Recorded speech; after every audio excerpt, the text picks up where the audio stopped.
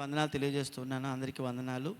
మహోన్నతుడైన దేవుడు మనల్ని ప్రేమించి మరొకసారి ఇలాగున మనం అందరము దేవుని యొక్క వాక్యాన్ని ధ్యానించడానికి, ఆయన సన్నిధిలో ఆరాధించుకోవడానికి మనకిచ్చిన అవకాశాన్ని బట్టి కృతజ్ఞతాస్తుతులు చెల్లిస్తూ ఉన్నాను. మనము ఈ సమయమందు మనము జాగ్రత్తగా ఆయన మాటలు వినటానికి, ఆయన సన్నిధిలో ఆయన పరిశుద్ధ మోషే ఎలాగైతే ఆయన పరిశుద్ధ పర్వతం మీద ఉన్నప్పుడు చెప్పులు విడవండి అని చెప్పినట్లుగా మన అందరం కూడా దేవుని సన్నిధిలో ఉన్నాము. మన మనస్సు, మన హృదయము, మన ధ్యానం అంతా కూడా దేవుని మీద పెట్టి ఆయన పరిశుద్ధ పర్వతం మీద నిలబడి ఉన్నామని గ్రహించి జాగ్రత్తగా ఆయన మాటలు విందాము. ఈ సమయంలో మనం పాత నిబంధనలోని ఆమోస్ అనే ప్రవక్త కాలం నాడు అక్కడున్న ఇశ్రాయేల్ ప్రజల యొక్క పరిస్థితిని ఆమోస్ అనే ప్రవక్త చెప్తున్న మాటలను మనం చదువుకొని మనం పాఠంలోకి వెళ్దాము. ఆమోస్ గ్రంథము 5వ అధ్యాయంలో అప్పుడున్న ఇశ్రాయేలుకి ఇంకా రాబోతున్న నష్టాన్ని గురించి మాట్లాడుతూ అక్కడున్న ప్రజలు ఎలాగున్నారో ఆ ప్రజల గురించి ఆమోసు తెలియపరుస్తూ వారికి ఏం చెప్తున్నాడో మనం ఒకసారి చదువుదాము. ప్రియమైన వాళ్ళారా, ఆమోసు ప్రవక్త ఆయన ఇశ్రాయేలుకి ప్రవచిస్తూ ఉన్నాడు. వారికి రాబో రోజుల్లో జరగబోతున్న నష్టాన్ని గురించి తెలియపరుస్తున్నాడు. ఎందుకు ఆ నష్టం రాబోతుంది అంటే అక్కడున్న ప్రజలు ఎక్కువగా మరి దేవుడిచ్చిన ఆ పాలు తేనెలు ప్రవహించు ఆ మంచి దేశంలో ఉండి వారు నచ్చినట్లుగా వారికి ఎలా పడితే అలాగ జీవిస్తూ ఉన్నారు. ఆ సమయంలో ఇశ్రాయేల్ ప్రజలతో మాట్లాడుతున్నాడు. 5వ అధ్యాయము 757 పేజీలో 5వ అధ్యాయం 1వ వచనంలో ఇశ్రాయేలు వారలారా అన్నాడు. అంటే ఇది ఎవరికి ఎవరితో మాట్లాడుతున్నాడంటే ఇశ్రాయేల్ ప్రజలు. ఇంకా వాళ్ళు చెరలోకి వెళ్ళకముందు వారు కనాన్ అనే మంచి దేశంలో అన్నిటినీ అనుభవిస్తూ జీవిస్తూ ఉన్నారు. అప్పుడు వారి పరిస్థితి ఎలాగుందో గ్రంథకర్త చెప్తున్న మాటను మనం చదువుదాము. 10వ వచనం నుంచి మనం చదువుకుందాము. 10వ వచనంలో, అయితే గుమ్మములో నిలిచి బుద్ధి చెప్పు వారి మీద జనులు పగపట్టుదురు. అంటే ఇశ్రాయేల్ జనులట బుద్ధి చెప్పేవారిని ఎవరైతే ఉన్నారో వారి మీద పగపట్టుదురు. యథార్థముగా మాట్లాడు వారిని అసహించుకుందురు. దోష నివృత్తికి రోకలు పుచ్చుకొని, అంటే డబ్బులు తీసుకొని నీతిమంతులను బాధ పెట్టుచు గుమ్మమునకు వచ్చి బీదవారిని అన్యాయం చేయటం వలన మీ అపరాధములు విస్తారములైనవనియు మీ పాపములు ఘోరమైనవనియు నేను ఎరుగుదును. దేవుడికి తెలుసట వారు పాపాలు చాలా ఎక్కువైపోయాయి, ఘోరంగా ఉన్నాయి, వారి అపరాధాలు విస్తారములైపోయాట. దరిద్రుల యొద్ద పంట మోపులను పుచ్చుకొనుచు మీరు వారిని అణగుదురుకుదురు.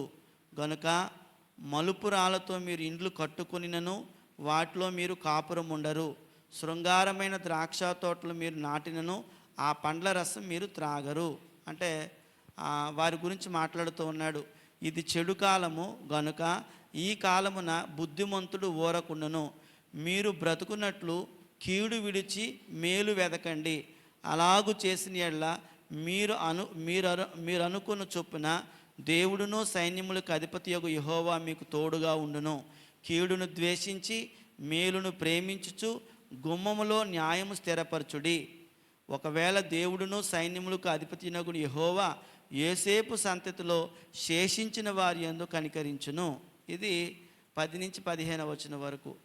అంటే ఇది ఎవరు మాట్లాడుతున్నారు, ఎవరితో మాట్లాడుతున్నారు తెలియాలి. ఎవరు మాట్లాడుతున్నారు అంటే దేవుడే మాట్లాడుతున్నారు. ఎవరి ద్వారా మాట్లాడుతున్నాడంటే ఆమోసు ద్వారా మాట్లాడుతున్నారు. ఎవరితో మాట్లాడుతున్నారు అంటే ఇశ్రాయేలుతో మాట్లాడుతున్నారు. అంటే ఇశ్రాయేలీలు దేవుని ప్రజలైనప్పటికీ కూడా వారు ఎంతో ఘోరంగా ఉన్నారు. వారికి శిక్ష రాబోతుంది. అయితే దేవుడు ఎలాంటి వాడంటే ఆ శిక్షను మళ్ళా మీరు కానీ మారు మనసు పొందితే తప్పిస్తానని చెప్తూ ఉన్నాడు. అంటే అక్కడ ఉన్న ప్రజల పరిస్థితిని గురించి వివరించాడు, ఇశ్రాయేల్ పరిస్థితి. అప్పుడు మనం నేర్చుకోబోతున్న పాఠం ఏమిటంటే ఇశ్రాయేలీలు ఐగుప్తులో ఉన్నంత వరకు చాలా కష్టాలు పడ్డారు. ఆ తర్వాత వారు అరణ్యంలో ప్రయాణించి 40 సంవత్సరాలు చాలా ఇబ్బంది పడ్డారు. అయితే వాళ్ళకి ఎప్పుడైతే పాలు తేనెలు మంచి దేశాన్ని దేవుడిచ్చాడో, ఇచ్చిన తర్వాత వాళ్ళు బాగా శరీర సౌకర్యాలను ప్రేమించి దేవుణ్ణి మర్చిపోయారు. అది అక్కడ జరిగిన అంటే జరిగిన పరిస్థితి. అంటే అక్కడ ఉన్న ప్రజలు కష్టాల్లో ఉండేటప్పుడు బాగా దేవుణ్ణి జ్ఞాపకం చేసుకున్నారు. ఎప్పుడైతే వాళ్ళ పరిస్థితి బాగుందో, వారికి అన్ని రకాలైన వసతులు కలిగాయో, వెంటనే వాళ్ళు ఏమయ్యారంటే వారు ఆత్మీయంగా దిగజారిపోయినట్లుగా ప్రవక్త తెలియపరుస్తూ ఉన్నాడు. ఈ విషయాన్ని బట్టి మనము కొన్ని సంగతులను ఈ యొక్క 5వ అధ్యాయం 10 నుంచి 15వ వచనం వరకు చదువుకొని ఆ యొక్క దాన్ని బట్టి పాఠాన్ని మనం ఆలోచన చేద్దాము. అంటే ఇశ్రాయేలీయులు అత్యధికులు ఎలా జీవిస్తున్నారో ఆ ప్రవక్త చెప్తున్నాడు. వాళ్ళు ఎలా జీవిస్తున్నారంటే పేదవారికి అన్యాయం చేస్తున్నారు. వారి యొక్క దోషాలు అనేవి చాలా ఎక్కువైపోయాయి, అపరాధాలు, వారి పాపాలు ఘోరమైనవి అయిపోయాయి. దరిద్రుల దగ్గర పంట మోపులు తీసుకుంటున్నారు, మలుపురాలతో మంచి ఇల్లు కట్టుకుంటున్నారు. ఇలాగ వారు ఉన్నారు, దేవుని నమ్ముకున్న వారే. అయితే ఇక్కడ మనం ఏం చదవబోతున్నామంటే, మనల్ని దేవుడు 2 భాగాలు గలవానిగా నిర్మించాడు. ఏంటి ఆ 2 భాగాలు అంటే శరీరము మరియు ఆత్మ. దేవుడు మానవులను 2 భాగాలుగా నిర్మించాడు. 2 భాగములు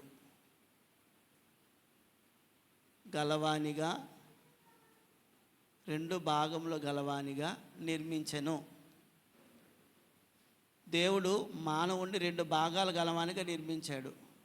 ఏంటా 2 భాగాలంటే ఆదికాండము 2వ అధ్యాయము 17వ వచనం ప్రకారము 2 భాగాలు మానవుడు. ఏంటా 2 భాగాలంటే, ఒకటి బయట కనిపిస్తున్న శరీరం, లేదా దీన్నే దేహము అన్నాడు. దేహము. రెండోది ఆత్మ.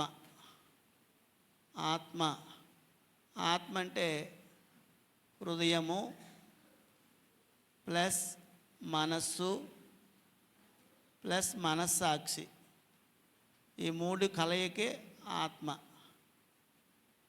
అప్పుడు ప్రశ్న ఏంటంటే దేవుడు దేనికోసం తయారు చేశాడు? శరీరం కోసం ఆత్మను తయారు చేశాడా, ఆత్మ కోసం శరీరాన్ని తయారు చేశాడు? తెలియాలి మనిషికి. దేనికోసం చేశాడు అంటే ఈ 2 భాగాల్లోని అసలైన భాగం ఏదంటే ఆత్మ. అంటే మనిషికి తానంటే ఆత్మ అనే సంగతి దేవుణ్ణి నమ్ముకుంటేనే తెలుస్తుంది, లేకపోతే తెలియదు. అంటే చాలామంది ఏమనుకుంటారంటే, నేనంటే ఎవరు అనుకుంటారు? నేనంటే శరీరము అనుకుంటారు చాలామంది. అందుకే శరీరానికి ఏదైనా దెబ్బ తగిలిందనుకోండి, వెంటనే చాలా బాధపడతారు. ఆత్మకి ఏదైనా దెబ్బ తగిలిందనుకోండి, బాధపడరు. ఆత్మ గురించి ఎక్కువ మంది ఆలోచించరు. కానీ నేనంటే శరీరం అనుకున్న వారికి, అంటే దేవుణ్ణి నమ్ముకున్న వారికి ఏ భావన ఉండాలి అంటే, నేనంటే ఆత్మ, శరీరం కాదు. అంతేకాకుండా ఈ రెండిట్లో స్థిరంగా ఉండేది, శాశ్వతంగా ఉండేది ఏది? ఆత్మే ఉంటుంది తప్ప శరీరం కాదు. శరీరము ఒక గుడారం అన్నాడు. ఎక్కడన్నాడంటే కొరింథీయులకు రాసిన పత్రికలో, 2వ పత్రికలో మనం చూసినట్లయితే 5వ అధ్యాయం 1వ వచనం చదవండి ఒకసారి. భూమి మీద మన గుడారమైన ఈ నివాసము అంటే, ఒకరోజు ఏమవుతుందంటే భూమి మీద మనము ఈ గుడారం అనే శరీరంలో నివసిస్తూ ఉన్నాము. నేను ఎక్కడున్నానంటే శరీరంలో ఉన్నాను. కాబట్టి కొరింథీయులకు రాసిన 2వ పత్రిక 5వ అధ్యాయము 1వ వచనంలో ఆ మాట చెప్తున్నాడు. భూమి మీద మనకు ఒక గుడారం ఉంది. ఈ గుడారం అనేది, ఈ శరీరం అనేది కొద్ది కాలం ఉండటానికి. ఈ శరీరం అనేది ఎంతకాలం ఉంటుంది? శరీరము మహా అయితే 75 లేదా 80 సంవత్సరాలు ఉంటుంది. పుట్టినప్పుడు శరీరంను ఆత్మ 2 కలిసి బయటకు వస్తాయి. చనిపోయినప్పుడు ఏమవుతాయంటే ఈ శరీరాన్ని విడిచిపెట్టి ఆత్మ వెళ్ళిపోతుంది. దాన్నే మరణం అన్నాడు. కావున ప్రియమైన వాళ్ళారా, శరీరం ఆత్మ 2 కలిసి వస్తాయి బయటికి. వెళ్ళేటప్పుడు, మరణించేటప్పుడు శరీరాన్ని విడిచిపెట్టి ఆత్మ వెళ్ళిపోతుంది. కావున ఆత్మ అనేది శాశ్వతమైనది. నేనంటే ఆత్మ అని మనము గ్రహించాలి.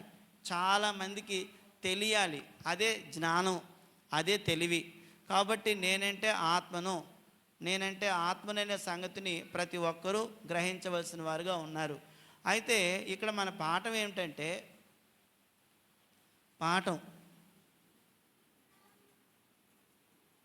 ఎవరైనా ఎక్కువగా శరీరాన్ని ప్రేమిస్తే, శరీర సౌకర్యాలను ప్రేమిస్తే వారు ఆత్మీయంగా తరిగిపోతారు. అది మన పాఠం పేరు.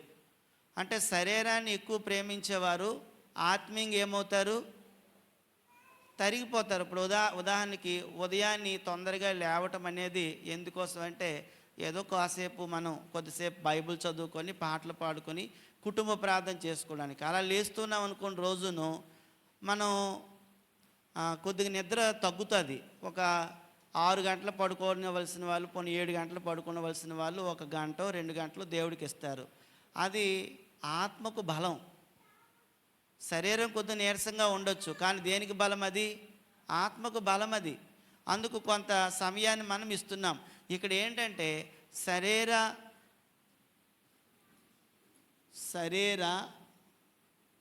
సౌకర్యాలను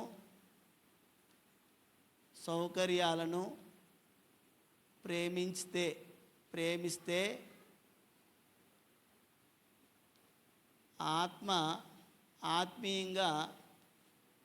ఆత్మీయంగా తగ్గిపోతుంది మన ఆత్మీయ ఎదుగుదల. శరీర సౌకర్యాలను ఎవరైనా ఎక్కువగా ప్రేమిస్తే ఆత్మీయ ఎదుగుదల ఏమవుతుందంటే తగ్గిపోతుంది. ఇది పాఠం. అప్పుడు ఇక్కడ ఎవరి గురించి మనం చదువుకున్నాము? ఇశ్రాయేలు గురించి చదువుకున్నాం. ఇశ్రాయేలు మొదట ప్రారంభంలో దేవుణ్ణి ఎక్కువగా ప్రేమించి ముందు కొనసాగారు. తర్వాత శరీరాన్ని గురించి ఎక్కువగా, శరీర సౌకర్యాల గురించి ఆలోచించి నష్టపోయారు. ఆ విషయాన్ని మనం ఈరోజు చూడబోతున్నాం. ప్రియమైన వాళ్ళారా, మనం ఆలోచిస్తున్నట్లయితే ఎవరు ఎక్కువగా దేవుని మీద ఆధారపడతారు అనేది మనం ఆలోచిస్తే, అంటే ధనవంతులు ఎక్కువగా ఆధారపడతారా, బీదవారు ఎక్కువగా ఆధారపడతారా? ఎవరు ఎక్కువగా ఆధారపడతారు? బీదవారు ఎక్కువ ఆధారపడతారు ధనవంతుల కన్నా. కానీ మనకేది ఇష్టం? మామూలుగాను ధనవంతులుగా ఉండటం ఇష్టమా, బీదవారుగా ఉండటం ఇష్టమా? ఎలా ఉండటం ఇష్టం? మామూలుగాను ధనవంతులుగా ఉండటం ఇష్టం ఉంటుంది ఎవరికైనాను. కానీ ధనవంతులు ఎప్పుడు దేవుని మీద ఎక్కువ ఆధారపడరు. దేవుడు దూరంగా బ్రతుకుతారు. అది బైబిల్ చెప్తున్న సత్యం. అది అర్థమైందండి. ఎవరో ఉంటారు, కానీ ఒకవేళ ధనం ఉంటే మరి మేము ధనం కలిగి ఉన్నాము, మేము ఎలాగైతే మరి అని అనుకోవచ్చు. దానికి కూడా ఆ దేవుడు చెప్పాడు, పూర్తిగా వివరించాడు. అది కూడా మనం ఈరోజు చూడబోతున్నాం. అయితే ఇక్కడ ఏంటంటే, ప్రశ్న ఏంటంటే, ఎవరు ఎక్కువగా దేవుని మీద ఆధారపడతారంటే పేదవారు ఎక్కువగా ఆధారపడతారు. ధనవంతులు శరీరాన్ని ఎలా సుఖపెట్టుకోవాలో ఎక్కువగా ఆలోచిస్తూ ఉంటారు, ప్రేమిస్తారు వాటిని.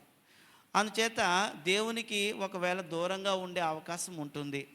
అప్పుడు మొదటి పాయింట్ ఏంటంటే,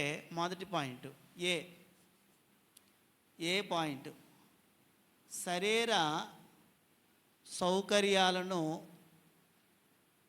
ఎక్కువగా ప్రేమించువారికి ఏం కావాలి? డబ్బు కావాలి. ప్రేమించువారు ధనమును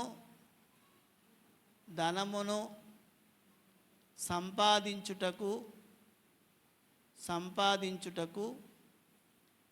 కృషి చేస్తూ ఉంటారు. ఎక్కువగా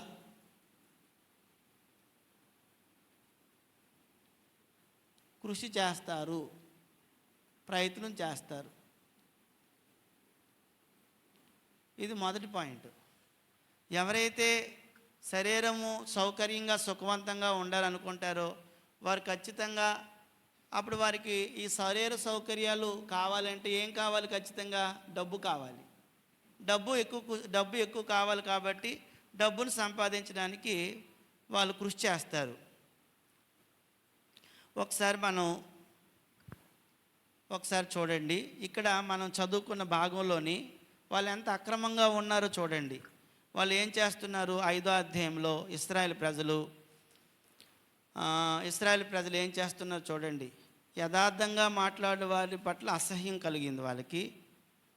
11వ వచనంలో దోష నివృత్తికి రోకలు పుచ్చుకొని నీతిమంతులను బాధపెడుతున్నారు, బీదవారికి అన్యాయం చేస్తున్నారు, దరిద్రుల యొద్ద పంట మోపులు పుచ్చుకుంటున్నారు, వారిని అణగద్రొక్కుతున్నారు.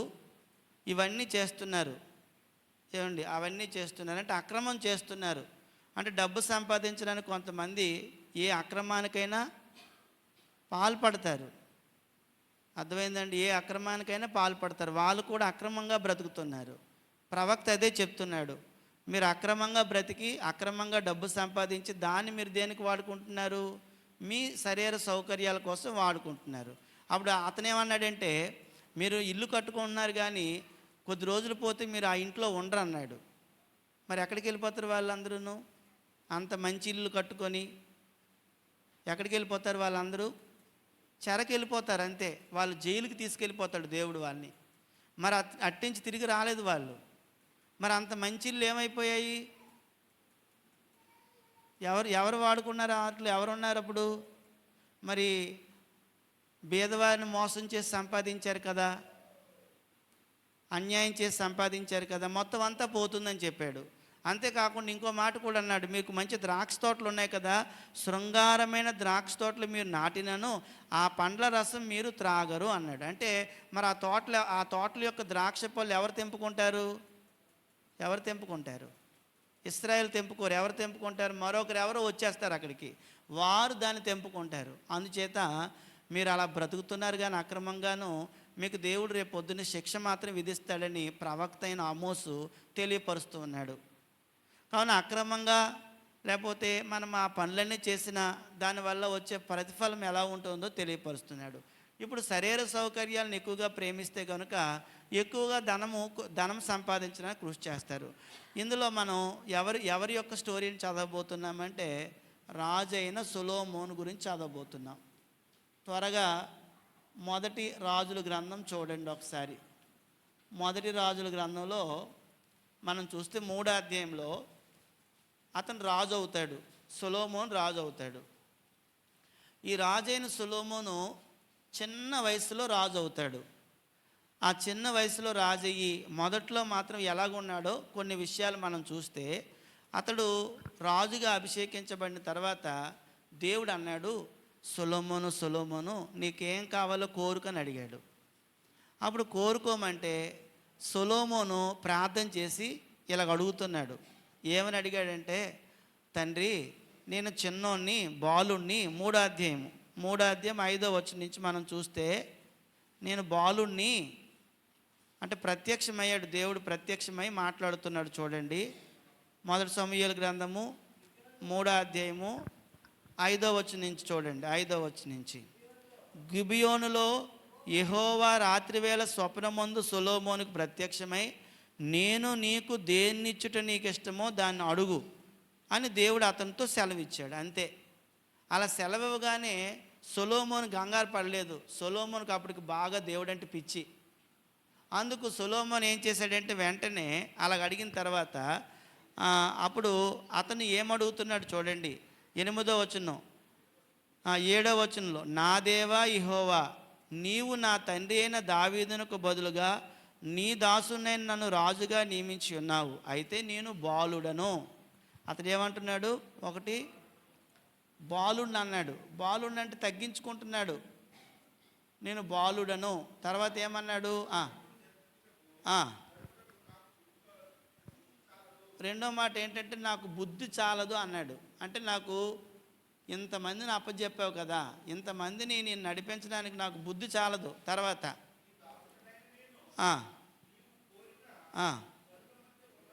ఉన్నాను. వారు చాలా ఎక్కువ మంది, ఎంతమంది అంటే ఎన్నో లక్షల మంది ఉన్నారు, విస్తరించి ఉన్నందున వారిని లెక్క పెట్టుటయు వారిని లెక్క పెట్టుటయు తనిఖీ తనిఖీ చేయుటయు అసాధ్యం అన్నాడు. అంటే ఇతను ఎలా మాట్లాడుతున్నాడు, ఏది అడుగుతున్నాడు చూడండి. అతను వాస్తవంగా నేను ఒక చిన్నోడిని, నువ్వు పెద్ద ఉద్యోగం ఇచ్చావు, నాకు ఇంత పెద్ద ఉద్యోగం నేను చేయడానికి నాకు సరిపోదు, నాకు బుద్ధి లేదయ్యా, అంత బుద్ధి లేదు, నేను వాడిని లెక్క పెట్టాలన్నా, ఇంత విశాల దేశాన్ని తనిఖీ చేయాలన్నా నాకు అసాధ్యం అని చెప్పేశాడు. చెప్పేసిన తర్వాత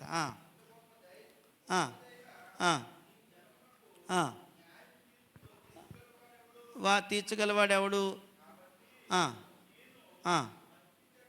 నేను మంచి చెడ్డలా వివేచించి నీ జనులకు న్యాయం తీర్చినట్లు. చూడండి ఏమడిగాడు అంటే తన గురించి ఏమైనా అడిగాడా?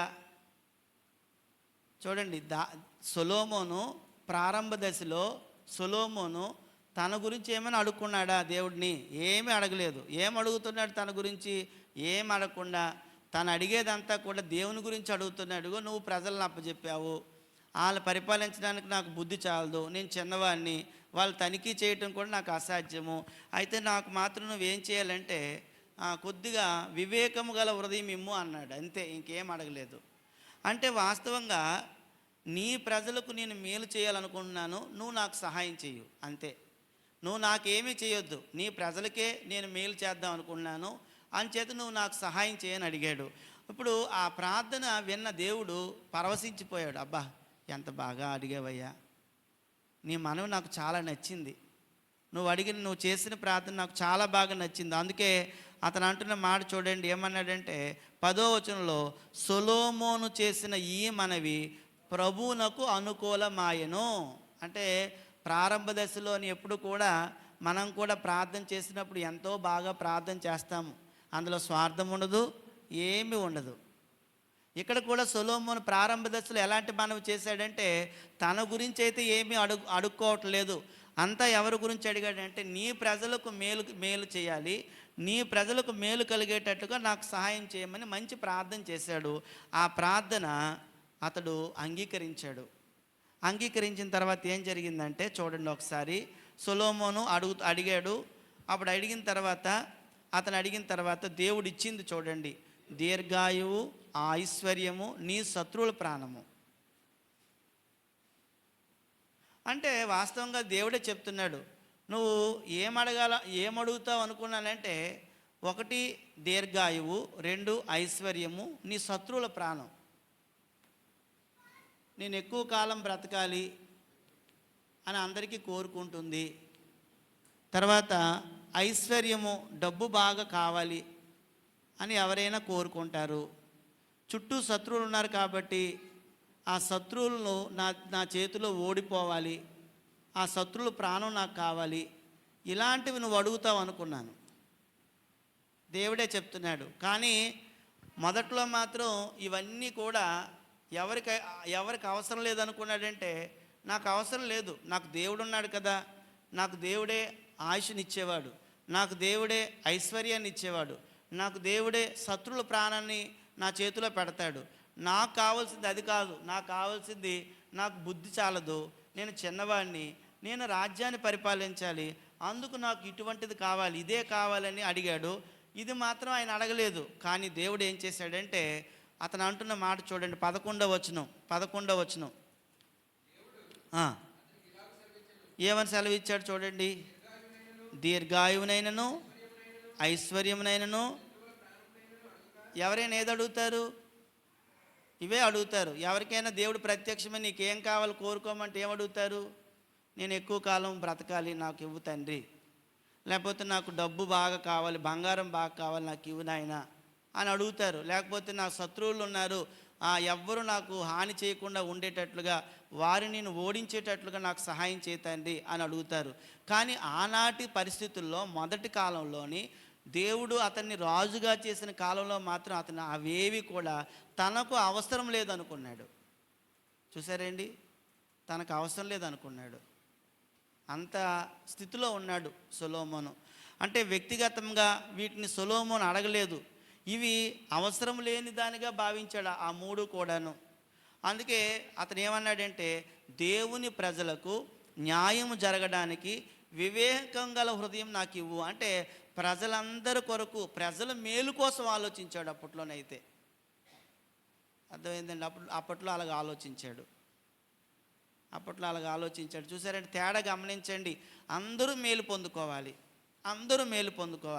అందరికీ నేను జాగ్రత్తగా పరిపాలించాలి, వాళ్ళందరికీ నేను న్యాయం చేయాలి, వారందరికీ నేను నడిపించాలి, చక్కగా నడిపించాలి. అంటే అతని ఆలోచన దేని మీద ఉందంటే, ఆ ప్రజల్ని నేను బాగా చూసుకోవాలి అనే ఆలోచనతోనే ఉన్నాడు అప్పుడైతే. తర్వాత అంటే అప్పుడు అలా ఉన్నాడు, అతని పరిస్థితి అలా ఉంది. అతనికి ఇవి అవసరం లేదుగా భావించాడు. వీటిని అవసరము లేని వాటిగా భావించెను. అతనికి ఎవరు కావాలంటే, మొదట ప్రజల యొక్క రక్షణ కావాలి, ప్రజలందరూ మేలు పొందుకోవాలి, అదే అతనికి కావాలి. అందుకే దేవుడిని అదే అడిగాడు, ప్రజలందరి కొరకు అడిగాడు. అప్పుడు రెండో పాయింట్, దేవుడు ఇతను ఇలాగ అడిగితే ఏమి ఇచ్చాడు? అప్పుడు చూడండి దేవుడు ఏం చేశాడో చూడండి. దేవుడు ఏం చేశాడంటే, నీవు ఇలాగ అడిగావు కాబట్టి నేను మనం ఆలకించాను. నువ్వు అడిగావు కదా, బుద్ధి వివేకం గల ఉదయాన్ని నీకు ఇచ్చేస్తున్నాను. లేడు, ఉండడు.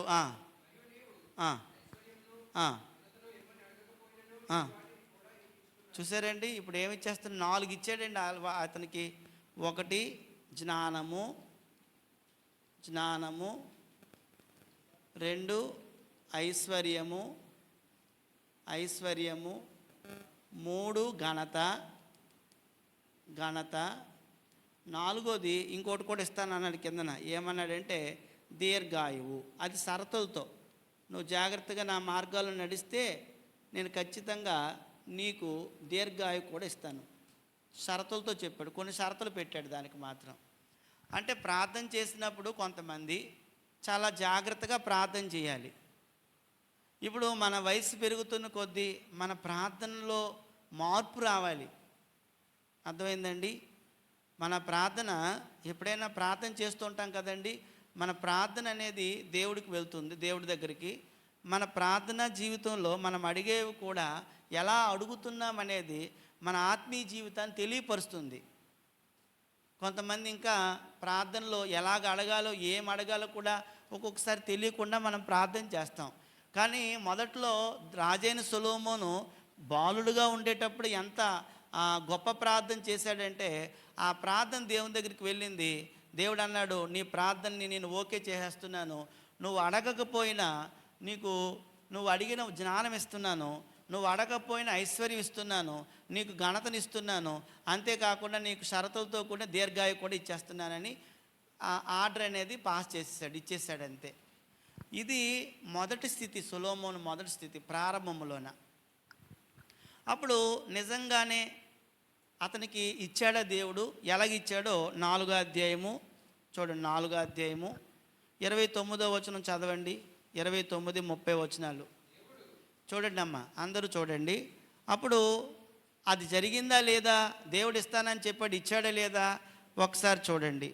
29, 30 వచనాలు, దేవుడు జ్ఞానాన్ని, బుద్ధిని, వివేచన గల మనస్సును సొలొమోనుకు ఇచ్చేశాడు. అంటే దేవుడు ఇస్తాడంటే ఖచ్చితంగా ఇస్తాడు, ఇవ్వడా? ఇచ్చేశాడు.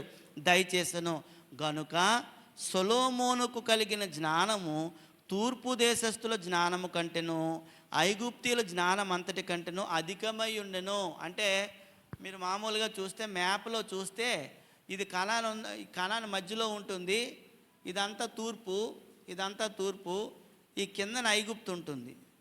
అప్పుడు ఐగుప్తులో చాలా గొప్ప పట్టణం, గొప్ప ప్రాంతం. ఇదంతా తూర్పు దేశం, అంటే బబులోను ప్రాంతం, తూర్పు దేశం. ఈ తూర్పు ప్రాంతాల్లో చాలా తెలివైన వాళ్ళు ఉండేవారు. అయితే ఇక్కడ సొలొమోను, ఈ ప్రాంతంలో యెరూషలేము ఉంది, ఇక్కడ సొలొమోను ఉన్నాడు. అయితే దేవుడు ఎంత జ్ఞానం ఇచ్చాడో తెలుసా అండి? తూర్పు దేశపు ప్రాంతంలో కానీ ఐగుప్తు ప్రాంతంలో కానీ వీళ్ళందరికన్నా గొప్ప జ్ఞానవంతుడైపోయాడు సొలొమోను. అంత జ్ఞానం ఇచ్చాడు ఆయనకి, అంత జ్ఞానం ఇచ్చేసాడు. 34వ వచనం,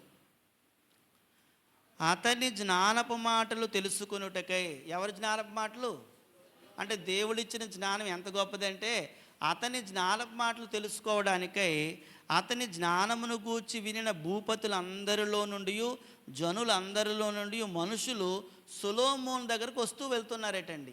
అంత జ్ఞానవంతుడైపోయాడు దేవుడిచ్చిన జ్ఞానంతో. ఎంత గొప్పవాడైపోయాడో చూడండి.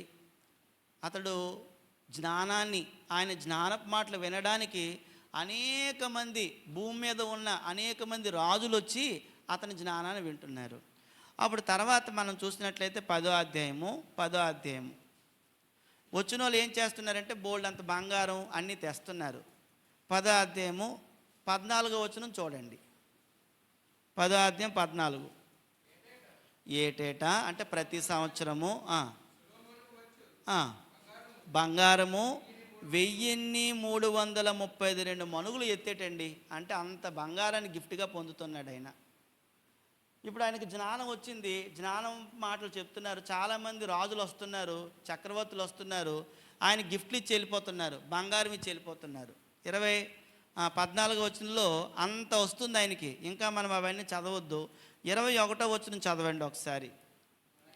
మరియు రాజైన సొలొమోను పానపాత్రలు బంగారు అయి ఉండెను. పానపాత్రలు అంటే మనం ఎలాగైతే గ్లాసులు లోటాలతోని నీళ్లు తాగుతామో వాళ్ళు కూడా ద్రాక్షరసం ఇలాంటివేవో తాగుతూ ఉంటారు. ఆ పాత్రలు కూడా దేంతో చేయబడ్డాయి? బంగారంతో చేయబడ్డాయటండి. అంటే అతని దగ్గరికి వచ్చే బంగారం అంత ఎక్కువైపోయింది. అంటే అతని రాజ్యంలో అతని రాజ్యంలో అంతా బంగారంతో నడుస్తుంది. ఆ తర్వాత ఏం చేశాడు చూడండి.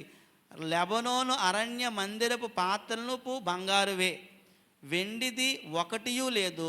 సొలొమోను దినముల్లో వెండి ఎన్నికకు రాలేదు అన్నాడు. అంటే వెండిని వాడడం మానేశారు. అంటే మనం ఎలాగైతే ఇప్పుడు చూడండి కబ్బోర్డులు అవి కూడా చేసుకునేటప్పుడు సన్మేక్తో చేయించుకుంటాం, ఆయన బంగారంతో చేస్తున్నాడు దాన్ని. ప్రతిదీ కూడా ఒక కిటికీ చేయించామనుకోండి, దానికి చెక్కతో కిటికీ చేస్తాము, ఆ చెక్క మీద మళ్ళీ బంగారు పొదిగిస్తున్నాడు. మొత్తం అంతా బంగారమే.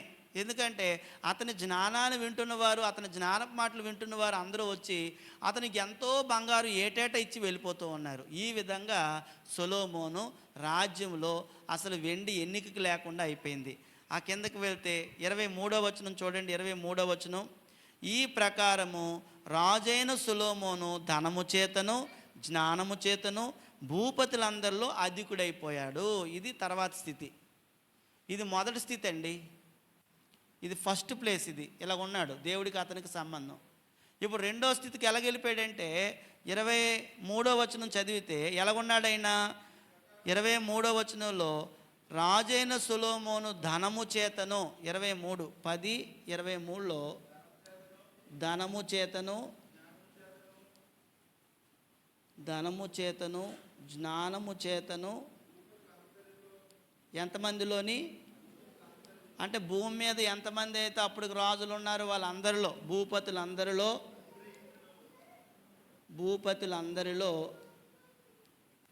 అధికుడై ఉండెను. ఇది సొలొమోను మధ్యలో ఉన్న స్థితి. మొదట్లో అతని రాజ్యానికి వచ్చిన మొదట్లోని అతను రాజుగా అయిన మొదట్లో ఇలా ఉండేవాడు. ఆయన స్థితి ఇలా ఉండేది. దేవుడికి అతనికి మంచి సంబంధం ఉండేది. దేవుడు ప్రత్యక్షమే రాజు సొలొమోను నీకేం కావాలి కోరుకో అంటే, ప్రభువా నాకేం వద్దయ్యా, నాకు కావాల్సింది ఇగో, నాకు బుద్ధి లేదు, నేను వాళ్ళు పరిపాలించడానికి నా ప్రజలు, నువ్వు ఇచ్చిన ప్రజలు నేను జాగ్రత్తగా చూసుకోవడానికి నాకు చాలు అని అన్నాడు. ఇప్పుడు ఇంత స్థితిలోకి వెళ్ళిపోయాడు అతను. వెళ్ళిపోయిన తర్వాత ఇప్పుడు చూడండి, ధనము జ్ఞానం వల్ల ప్రసిద్ధి చెందాడు. 3వ పాయింట్, ధనము జ్ఞానం వలన బాగా పేరు వచ్చేసింది, ప్రసిద్ధి చెందెను. ఎక్కడ చెప్పినా అతని పేరే ప్రపంచంలో చాటింపేసి సొలొమోను గురించి అందరికీ తెలిసిపోయింది. చాలామంది రాజులు వస్తున్నారు. ఇప్పుడు ఒక విషయం అండి, ఈ ధనాన్ని జ్ఞానాన్ని ఇచ్చేవారు ఎవరు? ఎవరిచ్చేవారు? దేవుడే ఇస్తాడు. కానీ అతడు మొదటి స్థితిని మర్చిపోయి ఈ ధనము ఈ జ్ఞానము నన్ను బట్టి ఇదంతా కలుగుతుందని అతను అనుకున్నాడు. మొదట్లో మాత్రం ఏమనుకున్నాడంటే అంతా దేవుడు అనుకున్నాడు. తర్వాత స్థితిలో ఏమనుకున్నాడంటే లేదు, ఈ డబ్బంతా కూడా నేనే సంపాదించుకున్నది, నేను జ్ఞానవంతుని కాబట్టి ఇదంతా నాకు వచ్చిందని అనుకున్నాడు.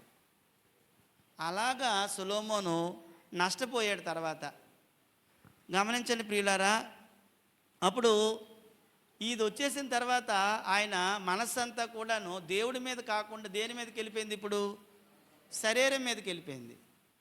శరీరం మీదకి వెళ్ళిపోయిందండి.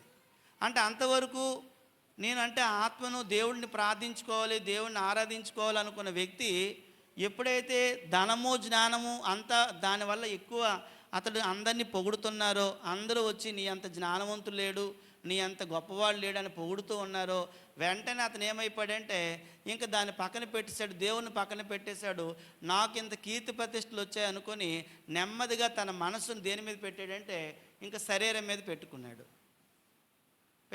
శరీర సౌకర్యాలు శరీరం మీదకి వెళ్ళిపోయింది.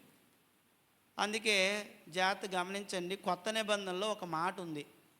తిమోతి రాసిన మొదటి పత్రిక 6వ అధ్యాయము 17వ వచనంలో పరిశుద్ధాత్ముడు రాయించిన మాట చూడండి. 6వ అధ్యాయం 17వ వచనంలో నాలుగో పాయింట్.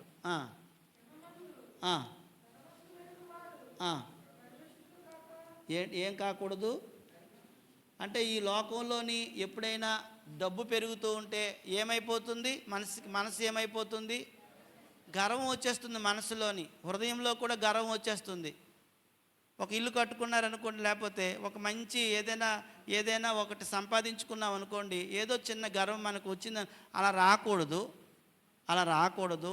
కానీ ఇక్కడ ఏమంటున్నాడంటే ఈ లోకంలో డబ్బు ఎవరికైనా వస్తే వాళ్ళకి ఏమొస్తుంది అన్నాడంటే ఒకవేళ గర్వం రావచ్చు, కానీ గర్విష్ఠులు కాకుండుడి అని అన్నాడు.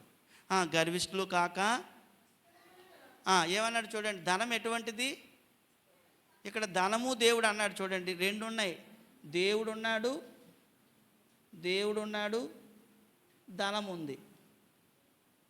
ధనము గురించి మాట్లాడుతూ ధనమేట అస్థిరమైంది అన్నాడు. దేవుడు ఎలాంటి వాడు మరి అయితే? స్థిరమైన వాడు ఎప్పుడూ ఉంటాడు ఆయన. ఇప్పుడు అతను ఏమంటున్నాడంటే అస్థిరమైన ధనం మీద నమ్మకం పెట్టుకోవద్దు. నువ్వు నమ్మకం దేని మీద పెట్టుకోవద్దు అంటే అస్థిరమైన ధనం మీద నమ్మకం పెట్టుకోక సుఖముగా అంటే నీ జీవితం సుఖంగా ఉండాలి అంటే అన్నీ దయచేసేవాడు ఎవరు? ఏమండి ఒక విషయం చెప్పమంటారా? డబ్బు నీకు అన్నీ దయచేయగలదా, దయచేయలేదా? చాలామంది ఏమంటారు తెలుసండి, డబ్బు ఉంటే కొండ మీద కోతిని దించేవచ్చు అంటారు కదా, సామెత అది. వాస్తవంగా డబ్బు ఉంది, నిద్ర పట్టదు కొంతమందికి. డబ్బు ఉంది, జబ్బులతో బాధపడతారు కొంతమంది. డబ్బు ఉంది, పిల్లలు పుట్టరు కొంతమందికి. డబ్బు ఉంది, మంచి అంటే ఎలాగుంటుంది అంటేనండి కుటుంబంలో కలహాలు, ఎప్పుడు శాంతి సమాధానం ఉండదు. ఇప్పుడు చెప్పండి, డబ్బు లేదు, శాంతి సమాధానం ఉన్న కుటుంబాలు ఎన్నో ఉన్నాయి. దేవుడు ఉంటే శాంతి ఉంటుంది, సమాధానం ఉంటుంది. దేవుడు ఉంటే సుఖం ఉంటుంది. దేవుడు ఉంటే పిల్లలు ఉంటారు. దేవుడు ఉంటే అన్నీ ఉంటాయి. అందుకే ఏమంటున్నాడంటే ఆస్తి పెరుగుచున్న కొలది ఒకవేళ నువ్వు శరీరం మీద మనసు పెట్టుకోవచ్చు, నేను శరీర సౌకర్యాల గురించి ఆలోచించవచ్చు. ఆస్తి పెరుగుచున్న కొద్దీ నువ్వు గర్విష్ఠుడు కాకుండా ఉండాలని పరిశుద్ధాత్ముడు చెప్తున్నాడు. అది అప్పుడు దేవుడికి ధనానికి మధ్య తేడా ఏంటంటే చెప్తున్నాడు, నువ్వు దేవుని కలిగి ఉన్నావా, డబ్బును కలిగి ఉన్నావా? దేవుడైతే నీకు సుఖాన్ని ఇవ్వగలడు, దేవుడైతే నీకు నెమ్మదినివ్వగలడు, దేవుడైతే అన్నీ ఇవ్వగలడు. ధనము నీకు అన్నీ ఇవ్వలేదు. ఉదాహరణకి డబ్బుతోని ఒక మంచి పరుపు కొనుక్కోగలం, కానీ నిద్ర పట్టదు దాని మీద. నిద్ర కావాలంటే ఎవరివ్వాలి? మీకు సంగతి తెలుసా, నిద్ర పట్టాలంటే దేవుడు మనకి సహాయం చేయాలి, లేకపోతే నిద్ర పట్టదు. కుటుంబం కావాలంటే తల్లి తండ్రి అమ్మ నాన్న అక్క చెల్లి లేకపోతే ఇలాంటి సంబంధాలు కావాలంటే దేవుడే ఇవ్వాలి, దేవుడే ఇవ్వాలి. కావున నువ్వు కుటుంబాన్ని డబ్బుతో కొనుక్కోలేవు, నిద్రను డబ్బుతో కొనుక్కోలేవు, పిల్లల్ని డబ్బుతో కొనుక్కోలేవు, అవేవి రావు. అందుకే అంటున్నాడు, స్థిరముగా ఉండేవాడు దేవుడు, అస్థిరమైనది డబ్బు. కాబట్టి నువ్వేదో కొద్ది డబ్బులు వచ్చాయనేసి గర్వపడిపోయావు అనుకో, దేవుని విడిచిపెట్టేసావు అనుకో, నష్టపోతావు నువ్వు.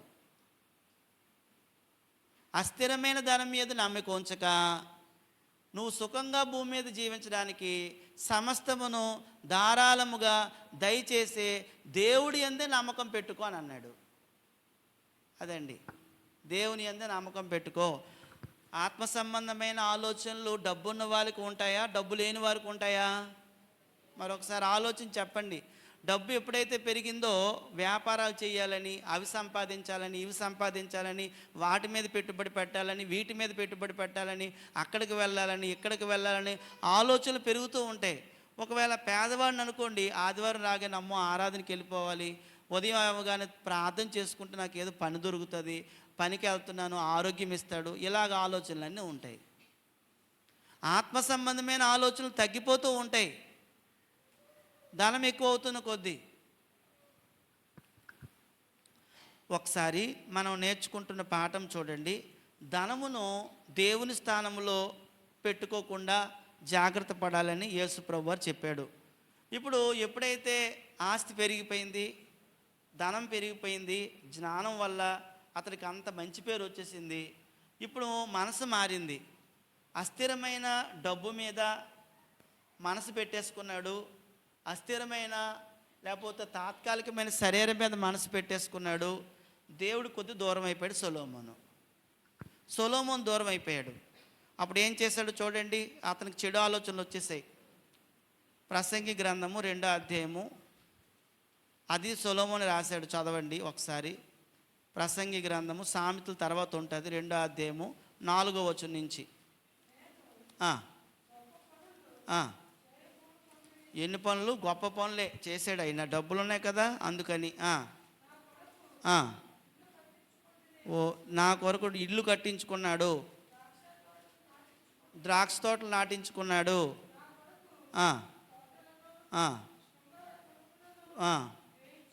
వేయించుకొని వాటిలో సకల విధములైన ఫలవృక్షములను నాటించాను.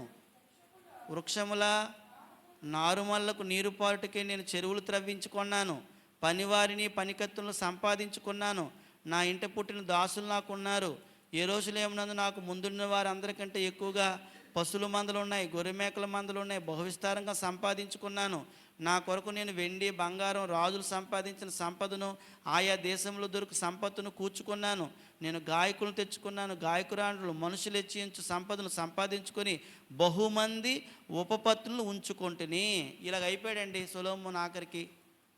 అంటే సొలొమోను మొత్తం అంతా దేని మీద పెట్టేశాడు మైండ్ అంతా? ఇప్పుడు శరీరాశ, నేత్రాశ, అదండి, అలాగైపోయాడు సొలొమోను. ఇది సొలొమోను రాసిన పుస్తకం ప్రసంగి. అంటే ఎప్పుడైతే డబ్బు పెరుగుతూ ఉందో ఏం చేయాలి, ఈ డబ్బుని ఎలా చేయాలి, ఏం చేయాలంటే అగో అక్కడ చూసింది, ఇక్కడ చూసింది, ఆ దేశంలో చూసింది, ఈ దేశంలో చూసింది, అన్నీ వాళ్ళ ఇంటి దగ్గర తెచ్చుకున్నాడు. కొంతమంది బాగా డబ్బున్న వాళ్ళు ఏం చేస్తారంటే అక్కడికి ఇక్కడికి వెళ్ళి అన్ని వస్తువులు తెచ్చుకొని ఇంట్లో పెట్టుకుంటూ ఉంటారు, సంపాదించుకుంటారు వస్తువులు ఎక్కువ. ఎవరైనా వచ్చారనుకోండి, మన ఇల్లు చూసారనుకోండి, అబ్బా వీళ్ళు ఎంత గొప్పోళ్ళలాగా ఉన్నారు అని అనుకోవాలని ఆ వస్తువులన్నీ తెచ్చుకుంటారు. చాలామందికి ఇంట్లో వస్తువులు ఎక్కువ ఉండాలని ఉంటుందా, ఉండకూడదని ఉంటుందా? దేంతో వస్తాయి ఆ వస్తువులన్నీ? డబ్బు ఉంటే వస్తాయి. అలాగే సొలొమోను కూడా ఆ ధనం పెరిగిన తర్వాత అతను ఏం చేస్తున్నాడంటే ఆ డబ్బంతా ఇంతకుముందు ప్రజల కోసం ఆలోచించిన వాడు, ఆ ప్రజలను ఎలా పరిపాలించవలసిన ఆలోచించిన వాడు. అందుకే పన్నులు ఎక్కువ వేసాడు వాళ్ళందరికీ కూడాను. అర్థమైందండి? పన్నులు ఎక్కువ వేసాడు. సొలొమోను తర్వాత ఒక రాజు, అతని కుమారుడి పేరు ఏం పేరండి? రెహబాము దగ్గరికి వచ్చి ప్రజలందరూ ఏమన్నారంటే, అయ్యా మీ నాన్న ఉండేటప్పుడు ఎక్కువ పనులు వేసాడయ్యా, మాకు నువ్వేనా కొద్దిగా తగ్గించయ్యా పనులని అడిగారు. మరి అతని సౌకర్యాలకి డబ్బు కావాలి, పనులు వసూలు చేసేవాడు బాగాను. కావున మొత్తం మీద మొదట ప్రజల కోసం ఆలోచించిన మనిషి ప్రజల్ని ఇబ్బంది పెట్టడం నేర్చుకున్నాడు. ఎందుకంటే అతను బాగా ఉండాలి కాబట్టి, అతనికి అన్నీ కావాలి కాబట్టి.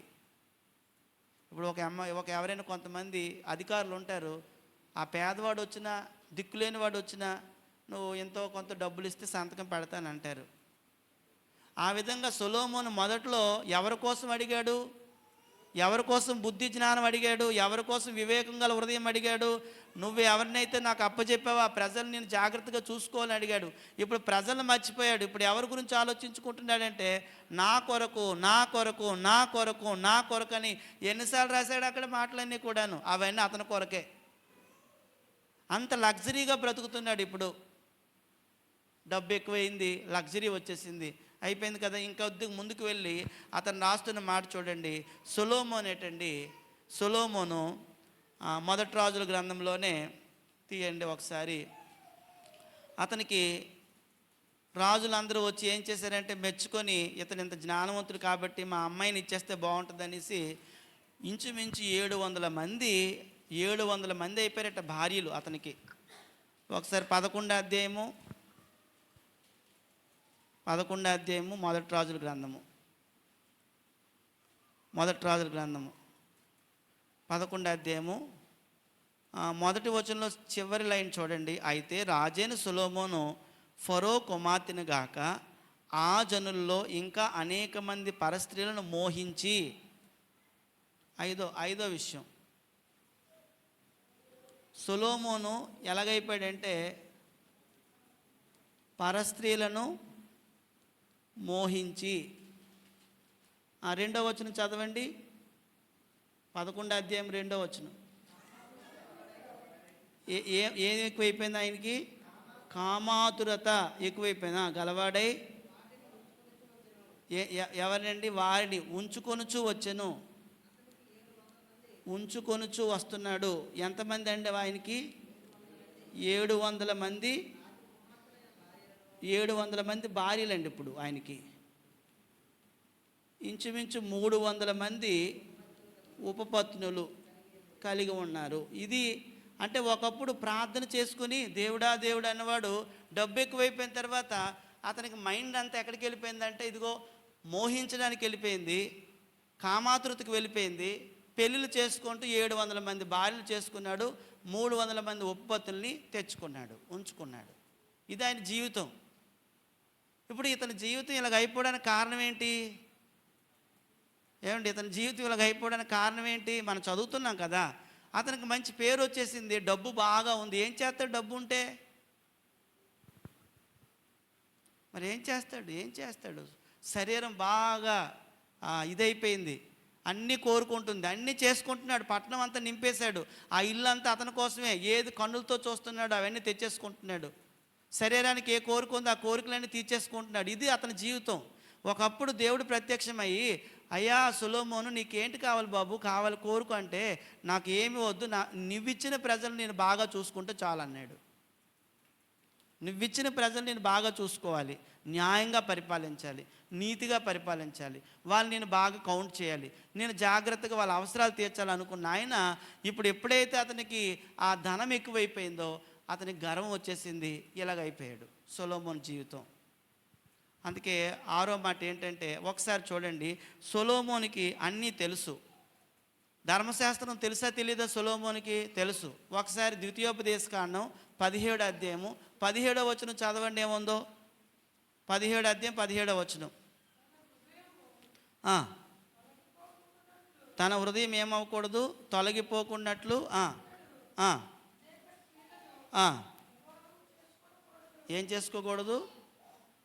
ఏం చేసుకోకూడదు? స్త్రీలను వివాహము.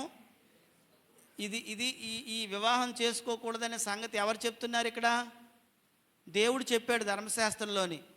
ఎందుకు చేసుకోకూడదంటే, ఒక రాజు ఎక్కువ మంది స్త్రీలను వివాహం చేసుకుంటే, అలాగే పరస్త్రీలను వివాహం చేసుకుంటే అతని మైండ్ చెడిపోతుంది. ముందుగానే చెప్పేశాడు దేవుడు అది. ఇంకా ఒక మాట అన్నాడు చూడండి, ఇంకా ఏం చేసుకోకూడదు? వెండిని కానీ బంగారాన్ని కానీ అతడు తన కొరకు బహుగా విస్తరింప చేసుకోనకూడదు. కానీ సొలొమోను దానికి వ్యతిరేకం అయిపోయాడు. దేవుడు ఏదైతే ధర్మశాస్త్రంలో చెప్పాడో ముందుగా, ఎక్కువ మంది స్త్రీలను వివాహం చేసుకోకూడదని దేవుడు ముందుగానే ధర్మశాస్త్రంలో ఆజ్ఞాపించాడు. అతని దగ్గర ఆ పేపర్ ఉంది. ఎవరి దగ్గర ఉంటుంది పేపరు? అంటే ప్రతి యాజకుడి దగ్గర, రాజుగారి దగ్గర ధర్మశాస్త్ర ప్రతి ఉంటుంది. ఆ ప్రతి రోజు చదువుకోవాలి. రోజు చదువుతున్నాడా? ఇంకేటి చదువుతాడు? రోజు బైబిల్ మన దగ్గర ఉంది, రోజు చదువుతాం డబ్బులు ఎక్కువ ఉంటే. అలాగండి, మనకు అన్నీ ఎక్కువ ఉన్నాయి అనుకోండి, మనం బైబిల్ చదువుతామా? బైబిల్లో బోల్డని సంగతులు మన జీవితానికి మార్చే సంగతులు బోల్డ్ ఉంటాయి. అది ఎవరికి అంటే పేదరికంగా ఉంటే కొద్దిగా ఏదో అలాగా అవసరాలు తీర్చబడుతూ ఉంటే మనం చదువుతూ ఉంటాం, జాగ్రత్తగా ఆలోచిస్తాం. మరి రోజంతా మరి డబ్బు ఉంది, అతను ఇంకా బైబిల్ ఎలా ఆ ధర్మశాస్త్రం ఎందుకు కనబడుతుంది అతనికి? పక్కన పడేశాడు, గుర్తుకు రావటం లేదు ఆయనకి. కానీ దేవుడు ఏమన్నాడంటే ఒక రాజు ఎక్కువ మంది స్త్రీలను వివాహం చేసుకోకూడదు, ఒక రాజు వెండిని బంగారాన్ని విస్తరింప చేసుకోకూడదు. కానీ అతను చెప్పిన దానికి, దేవుడు చెప్పిన దానికి అతని జీవితానికి వేరైపోయింది. వేరవడానికి కారణం డబ్బు, ధనము. అది విషయం. సొలొమోను చివరికి ఏం చేశాడు తెలుసండి? 11వ అధ్యాయం ఇందాక తీశారు కదా, మొదటి రాజుల గ్రంథం 11వ అధ్యాయంలో సొలొమోను ఏం చేశాడు చూడండి. వాళ్ళ భార్యలందరూ కలిసి ఆయన నెమ్మదిగా తిప్పేశారు. 11వ అధ్యాయము చూడండి. 11వ అధ్యాయంలో 6వ వచనం. ఈ ప్రకారము ఎవరి దృష్టికి అండి? దేవుని దృష్టికి. ఎందుకు చెడుతున్నాడు నడుస్తున్నాడు ఆయన? ఏం జరిగింది ఆయనకి?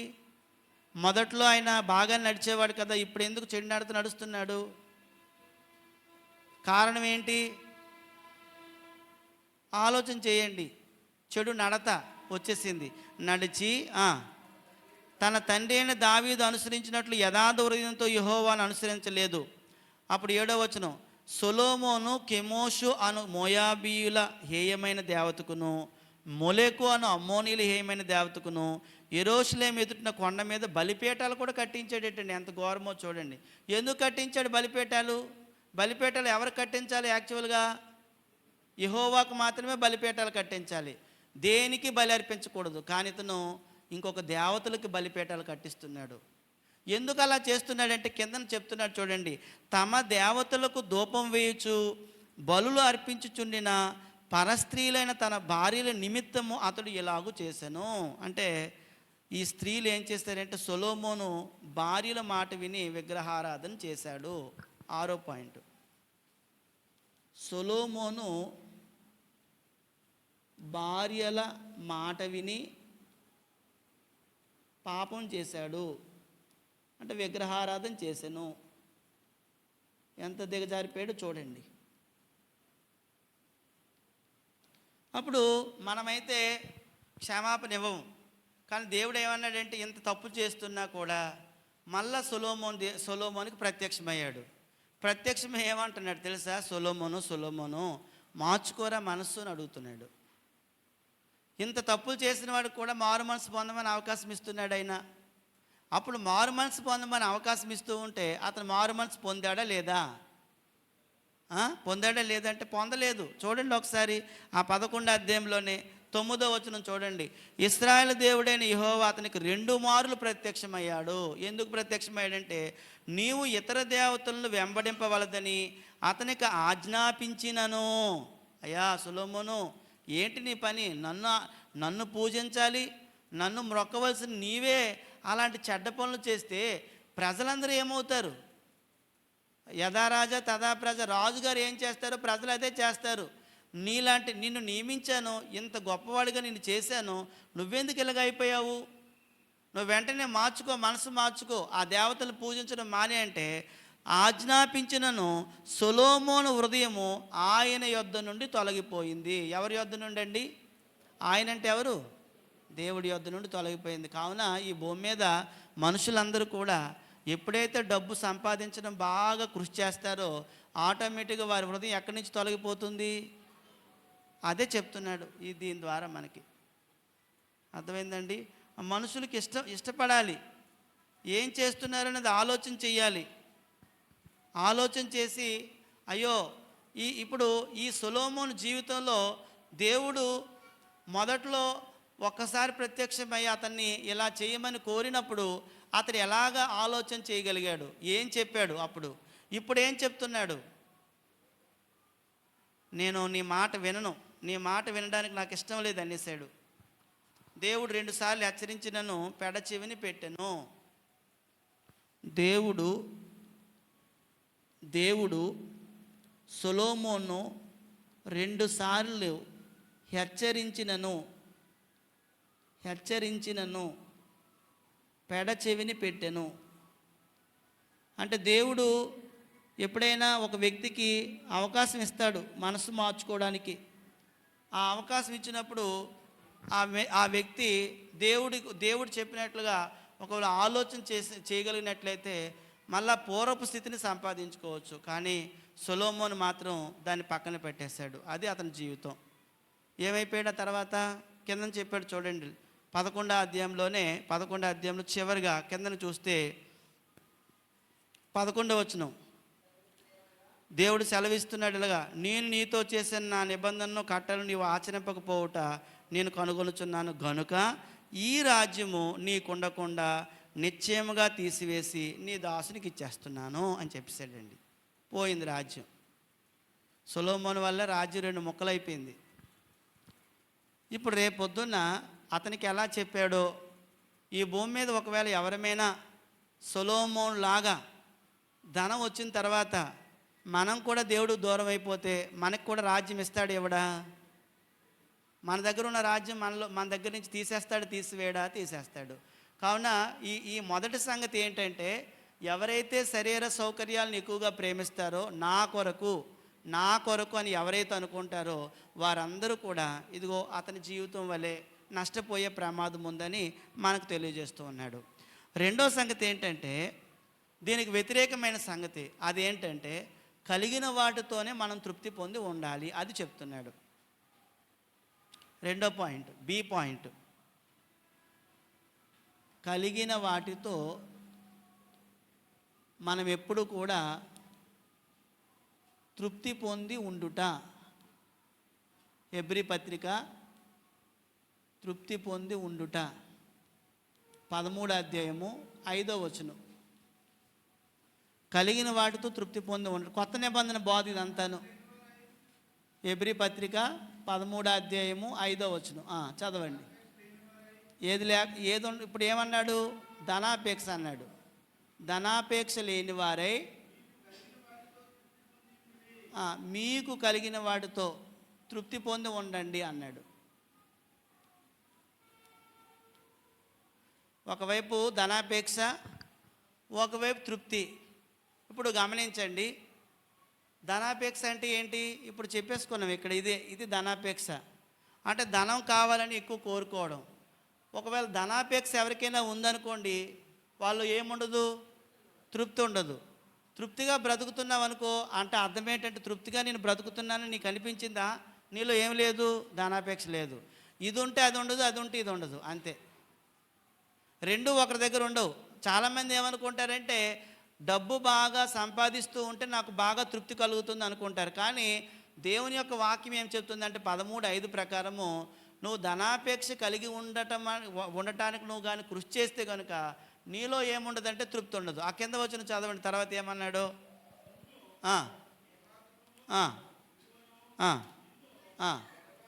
ఎవరంటున్నారు ఆ మాట? నిన్ను ఏమాత్రం విడువను, నిన్ను ఎడబాయననే మాట ఎవరికి ఇస్తున్న వాగ్దానం అండి? అది బీదవారికి ఇస్తున్న వాగ్దానం. అది ధనవంతులు కాదు, దేవుడి మీద ఆధారపడుతున్న వారికి ఇస్తున్న వాగ్దానం. ఏమంటున్నాడంటే దేవుడు, నిన్ను ఏమాత్రం విడువను, నిన్ను ఎన్నడూ ఎడబాయను అంటున్నాడు. అంటే ఒకవేళ నువ్వు దేవుడి వైపు తిరిగి చూస్తే, దేవుడినే నమ్ముకుంటే, దేవుడి మీద ఆధారపడితే నిన్ను ఎప్పుడు ఆయన విడిచిపెట్టేవాడు కాదు, నిన్ను ఎప్పుడు విడువుడు, నిన్ను ఎడబాయడని చెప్పాడు. అదండి విషయం. ధనాపేక్ష. ధనవంతుడు తృప్తి ఉండదు, సంతోషం ఉండదు ధనవంతుడికి. పేదవాడికి అది గొప్ప ఆశీర్వాదం. చాలామంది ఏమనుకుంటారంటే, ఇంకా డబ్బులు కూడబెట్టాలి అనుకున్నప్పుడు ఆ విషయం ఆలోచన మనం సమాధి చేసేయాలి. కాదు, నేను ఏదో చెయ్యాలి, తృప్తిగా ఉండాలి, నా బ్రతుకు తృప్తిగా ఉండాలి, నేను తృప్తిగా బ్రతికితే నాకు చాలు అని అనుకోవాలి. ఇప్పుడు విషయం ఏంటంటే, కొన్ని విషయాలు మనం కలిగిన వాటితో తృప్తి పొంది ఉండటం ఎలాగో అనే సంగతిని కొత్త నిబంధనలో యేసుప్రభు చాలా సంగతులు చెప్పారు.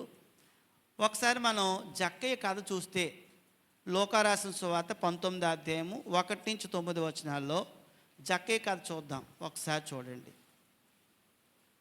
లూకా రాసిన సువార్త 19 అంటే అంతా మనం చూడొద్దు. జక్కయ్య ఇంటికి అతను పొట్టివాడు, చూడలేకపోతున్నాడు. అందరూ అంటున్నారు యేసుప్రభు చాలా గొప్పోడు, అది ఇది అని చెప్తున్నారు ఊరిలోని. ఇతను పెద్ద బాగా డబ్బున్నోడు. జక్కయ్య బాగా డబ్బున్నోడండి. అతడు అతను సుంకపు గుత్తదారుడు. అతని దగ్గర బోల్ డబ్బు ఉంటుంది, బంగారం ఉంటుంది, అన్నీ ఉంటాయి. అప్పుడు చూడండి అతని పేరే ఏమన్నాడు చూడండి 2వ వచనంలో, ఇదిగో సుంకపు గుత్తదారుడును ధనవంతుడినైన జక్కయ్య అన్నాడు. అంటే ఇప్పుడు చెప్పండి, జక్కయ్య పేదవాడా ధనవంతుడా?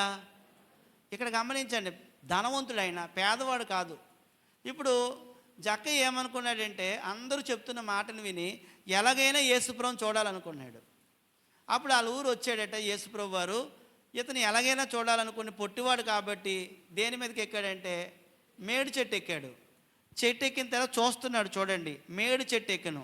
5వ వచనం, యేసు ఆ చోటికి వచ్చినప్పుడు కన్నులెత్తి చూచి, జక్కయ్య త్వరగా దిగు, నేడు నేను నీ ఎంట ఉండవలసి ఉన్నదని అతనితో చెప్పగా, అంతే అది చెప్పాడు. ఆహా, ఇంత గొప్పవాడు మా ఇంటికి వస్తున్నాడు అని పొంగిపోతున్నాడు ఈయన. ఇద్దరు చెయ్యి వేశాడు, ఇద్దరు కలిసి ఇంట్లోకి వెళ్ళారు. ఇంట్లోకి వెళ్ళిన తర్వాత చాలామంది సొనుక్కున్నారు, ఈడేటి ఆడే చెడ్డోడు డబ్బు అంతా సంపాదించి అందరి దగ్గర అన్యాయంగా అక్రమంగా సంపాదించిన డబ్బు పెట్టుకున్నాడు లోపల, వాళ్ళింటికి ఇతను వెళ్తున్నాడు ఏంటనేసి అందరూ సొనుక్కుంటున్నారు. అప్పుడు ఇంట్లోకి వెళ్ళిపోయిన తర్వాత 6వ వచనం చూడండి, అతడు త్వరగా దిగి సంతోషముతో ఆయన్ను చేర్చుకొనను. అందరూ అది చూచి ఈయన పాపి అయిన మనుష్యుని యొద్ద బస చేయి వెళ్ళిందని చాలా సొనుక్కొనిది. 8వ వచనం, జక్కయ్య నిలువబడి, ఇదిగో ప్రభువా, ఎటంటున్నాడు చూడండి, ఇదిగో ప్రభువా, నా ఆస్తిలో సగం బేదలకు ఇచ్చుచున్నాను అన్నాడండి. ఏమన్నాడండి? ఇప్పుడు చాలామంది యేసుప్రభు దగ్గరికి వచ్చి ఆస్తిని సంపాదించుకోవడానికి వస్తున్నారా, లేకపోతే ఆస్తిని ఎవరికైనా ఇవ్వడానికి వస్తున్నారా? చెప్పండి అమ్మా. ఒకవేళ మన దగ్గర డబ్బులు లేకపోవచ్చు, వదిలేయండి. ఉన్నవాళ్ళైనాను దేనికోసం వస్తున్నారు, కానీ జక్కయ్య దేనికోసం వచ్చాడు? జక్కయ్య దగ్గరికి యేసుప్రభు రాగానే జక్కయ్య ఏం చేశాడు అంటే, నేను అంటున్నాను, మన ఇంట్లోకి యేసుప్రభు వస్తే మనకు డబ్బు లేకపోయినా పర్వాలేదు. అది ఆ సంగతిని మనం గమనించాలి. చాలామంది అనుకుంటారు, ఏమండి మరి ఎప్పటి నుంచో చర్చికి వస్తున్నాం కదా, ఇంకా ఏంటండి పేదరికం, మాకు ఏదో జరగాలి కదా అని అనుకోవచ్చు ఎవరైనాను. కాదు కాదు, నీ అవసరాలని తీరుస్తాడైనా. నువ్వు ఎలాగుండటమే మంచిది, నేను ఎలాగుండటమే మంచిదని ఆయన కోరుకుంటున్నాడు. చాలామంది ఏమని చెప్తున్నారంటే, రండి ప్రభు దగ్గరికి, బోల్ డబ్బు మీరు సంపాదించుకోవచ్చు, మీకు డబ్బు మీద డబ్బు వచ్చేస్తుందని చెప్తున్నారు. కానీ వాస్తవంగా ఆస్తి ఉన్న ధనవంతుడైన జక్కయ్య ఏం చేశాడంటే దాన్ని పంచి పెట్టడానికి ఇష్టపడ్డాడు. అదిగోండి, అప్పుడు తృప్తి కలుగుతుంది. అప్పుడు తృప్తి కలుగుతుంది. ఎంత గొప్ప కార్యం చేశాడు చూడండి జక్కయ్య. అంటే ఇప్పుడు ఇతను ఏం చేశాడు, వచ్చిన తర్వాత దేవుడి దగ్గరకు వచ్చిన తర్వాత ధనము బంగారము బోల్డ్ అంత విస్తరింపజేసుకున్నాడు. ఈ సొలొమోను ప్లేస్లోని జక్కయ్యని పెట్టి చూస్తే జక్కయ్య ఏం చేశాడు చూడండి, ఒక్కసారి ఇంట్లోకి ఆహ్వానించగానే జక్కయ్య జీవితం మారిపోయింది. జక్కయ్య జీవితం మారిపోయింది. అందుకే పరిశుద్ధాత్ముడు ఇందులో పెట్టాడు దాన్ని, ఆ స్టోరీని. నీ ఇంట్లోకి కానీ నీలోకి కానీ యేసుప్రభు వచ్చాడా? ఒకవేళ వస్తే నువ్వు అప్పుడు నీ దగ్గర ఉన్న ధనాన్ని, నీ దగ్గర ఉన్న ఆస్తిని నువ్వేం చేస్తావంటే బీదలకు ఇస్తావు, దేవుని పనులకు ఇస్తావు. అప్పుడు నీకు తృప్తి కలుగుతుంది. అప్పుడు నువ్వు హ్యాపీగా ఉంటావు. ఎవరైనా హ్యాపీగా ఉంటారు ఈ భూమి మీద. ఇగో ధనాన్ని పోగు చేసుకున్న ఇతను నష్టపోయాడు, దేవుని మాటను కూడా పెడవ చెవిని పెట్టేశాడు. కానీ కలిగిన వాటితో తృప్తి పొంది ఉండటం అనేది క్రైస్తవుడు నేర్చుకోవాలని కొత్త నిబంధన అంతా బోధిస్తుంది. కొత్త నిబంధన అంతా ఒకటి, ధనవంతుడికి తృప్తి ఉండదు, సంతోషం ఉండదు. దానికి మంచి ఉదాహరణ ఎవరంటే జక్కయ్యే. అంత ధనవంతుడు కూడా తను యేసుప్రభు వారు తన ఇంట్లోకి వచ్చిన తర్వాత 8వ వచనంలో జక్కయ్య నిలువబడి, ఇదిగో ప్రభువా, నా ఆస్తిలో సగం బేదలకు ఇస్తున్నాను. నేను ఎవని యొద్దనైనను అన్యాయంగా దేన్నైనా తీసుకుంటే గనుక అతనికి 4 వంతులు మరలా చెల్లించునని ప్రభువుతో చెప్పాడు. అప్పుడు ప్రభు అంటున్నాడు, ఇతడును అబ్రహాము కుమారుడే, ఎందుకంటే ఈరోజు ఇంటికి రక్షణ వచ్చింది అని అన్నాడు.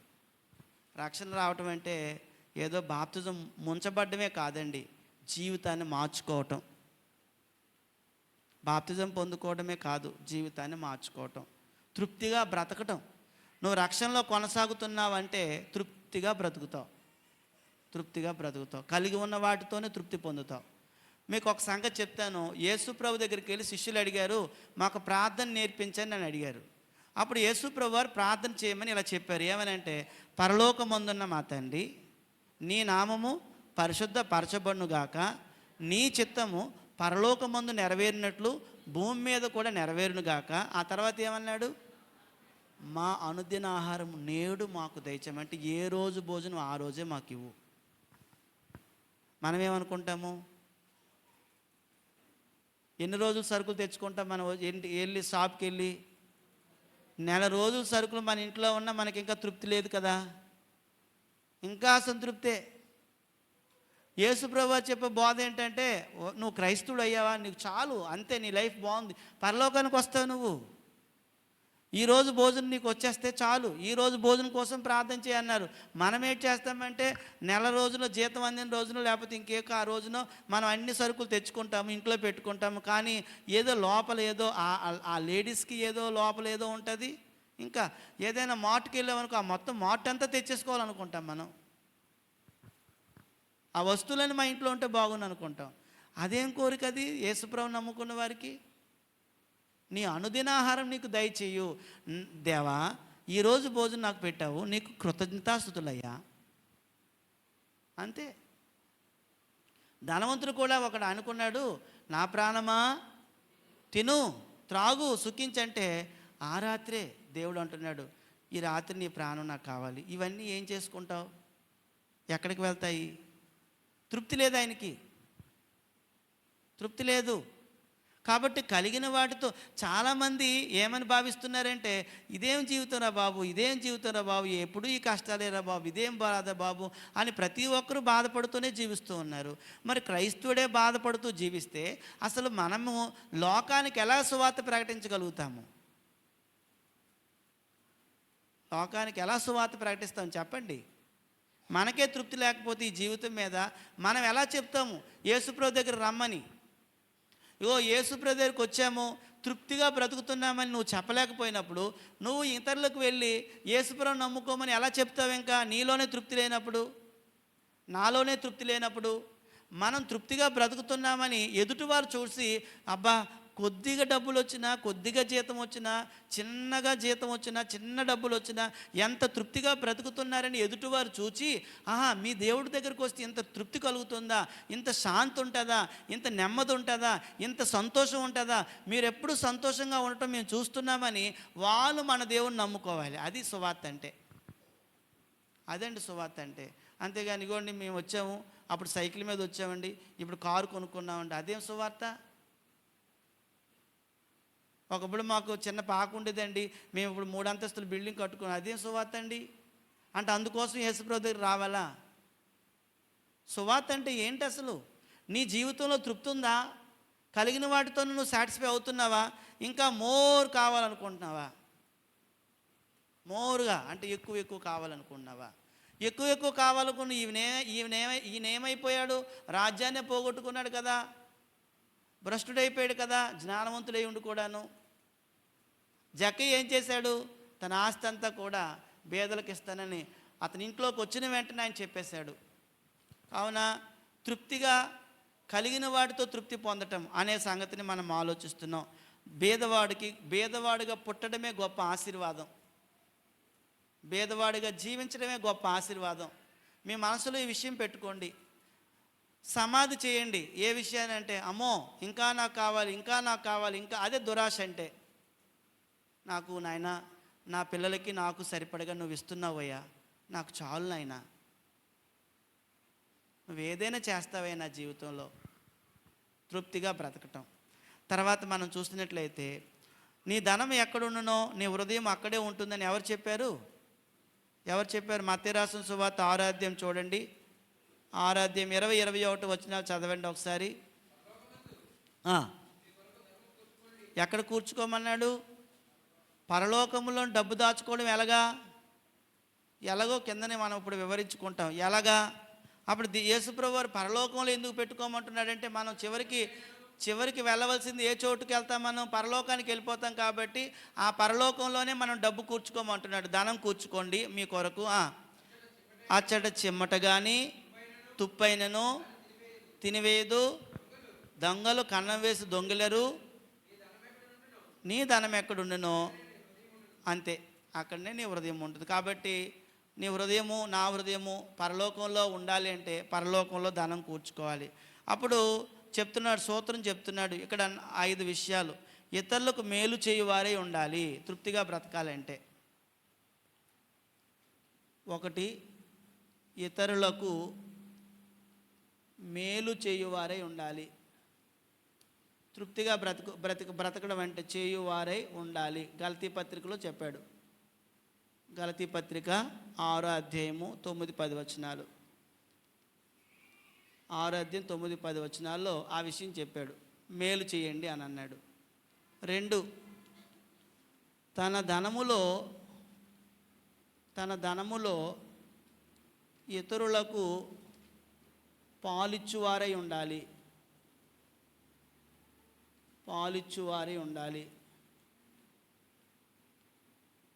తిమోతి రాసిన మొదటి పత్రిక 6వ అధ్యాయము 17-18 వచనాల్లో చెప్పాడు. తర్వాత మనకు కలిగిన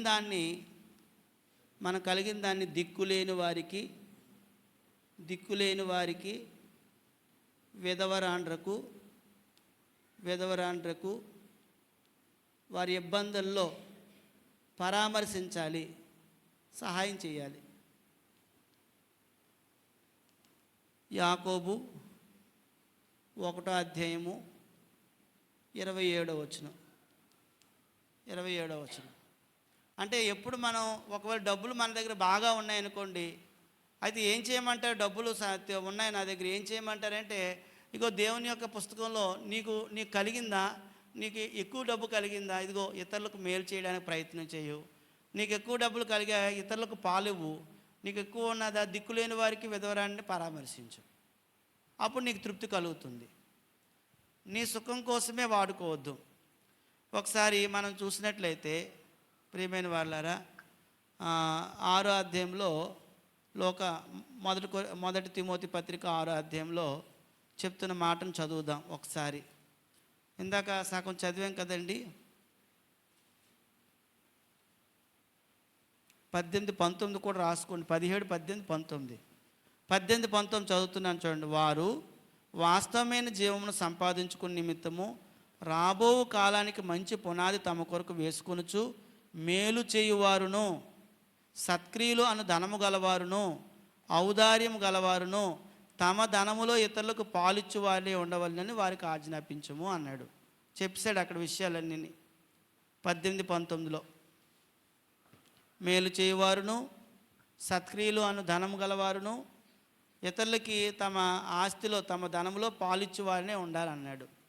మనందరికీ బాగా తెలుసు, మొదటి శతాబ్దంలో క్రైస్తవులు ఏం చేసేవారండి? తమ ఆస్తిని ఏం చేశారు? ఒకసారి చదవండి అపోస్తుల కార్యాల గ్రంథము. ఏం చేశారు చూడండి. 2వ అధ్యాయము 45వ వచనం చదవండి. ఇదియుగాక తమ స్థిరాస్తులను అమ్మేసి అందరికీ వారి అక్కర కొలది పంచిపెట్టిరి. ఇది వాళ్ళు చేసిన పని. తర్వాత చూడండి 4వ అధ్యాయము 34వ వచనం చదవండి ఒకసారి. 4:34. భూములైనను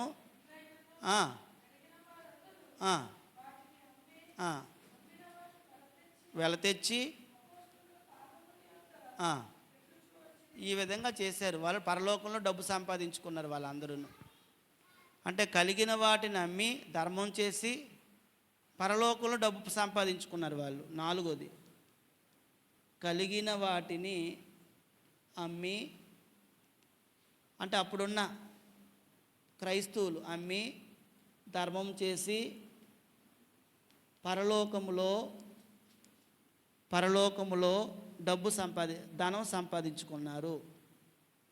ధనమును సంపాదించుకునిరి, సంపాదించుకున్నారు. ప్రియమైన వాళ్ళారా, ఇప్పుడు ఇవన్నీ చేస్తే ఇక్కడ 19వ వచనం రాసుకోండి, 18, 19 మొత్తం వచనాలు. ఇలా చేస్తే నేడు మనం తృప్తిగా బ్రతకడానికి ఇవన్నీ మార్గాలు. అది కొత్త నిబంధనలో చెప్పబడింది. పాత నిబంధనలో ఉన్న సొలొమోను గురించి చదువుకున్నాము. ఆయన ఇలా చేసుకున్నాడు, పాడు చేసుకున్నాడు. కానీ ఈనాడు కొత్త నిబంధనలోకి వచ్చిన మనం, పరిశుద్ధాత్ముడు మనకి ఎంత బాగా బోధిస్తున్నాడంటే, ఒకవేళ మన దగ్గర డబ్బు ఎక్కువ ఉండొచ్చు, దాన్ని ఎలా వాడాలో మనకు దేవుని యొక్క వాక్యం సెలవిస్తుంది. చివరిగా అపోస్తులైన పౌలు ఫిలిప్పీ పట్టణంలో ఉన్న సంఘానికి ఉత్తరం రాస్తూ ఫిలిప్పీలకు రాసిన పత్రికలో 4వ అధ్యాయంలో ఫిలిప్పీలు మాటికి ఆయన సహాయం చేస్తున్నారు. అప్పుడు ఫిలిప్పీలతో ఆయన అంటున్న మాటను మనం చదువుదాం. 4వ అధ్యాయము 18వ వచనం చూస్తే, సువార్త సేవకై వారి ధనాన్ని వినియోగించారు.